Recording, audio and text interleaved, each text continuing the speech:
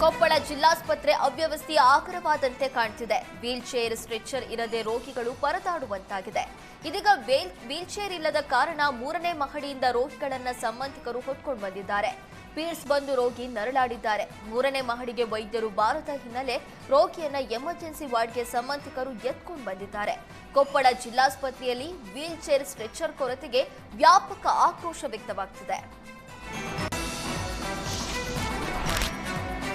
ಏತ ನೀರಾವರಿ ಪೈಪ್ ಒಡೆದು ಅಪಾರ ಪ್ರಮಾಣದ ಭತ್ತದ ಬೆಳೆ ನಾಶವಾಗಿರುವ ಘಟನೆ ಹೊಸಪೇಟೆ ತಾಲೂಕಿನ ಕಮಲಾಪುರದ ಗೌರಿ ಗುಂಡಮ್ಮನ ಸಮೀಪದಲ್ಲಿ ನಡೆದಿದೆ.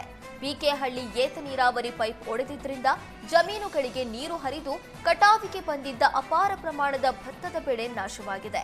2-3 ದಿನಗಳಲ್ಲಿ ಭತ್ತವನ್ನ ಕಟಾವು ಮಾಡಬೇಕಿತ್ತು. ಆದ್ರೆ ಈಗ ಗದ್ದೆಗೆ ನೀರು ತುಂಬಿಕೊಂಡು ಎಲ್ಲವೂ ಹಾಳಾಗಿದೆ.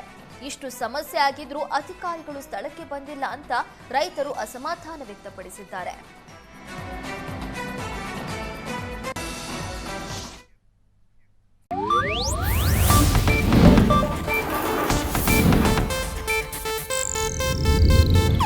ಇದು ಏಷ್ಯಾನೆಟ್ ನ್ಯೂಸ್ ನೆಟ್ವರ್ಕ್ ಪ್ರಸ್ತುತಿ.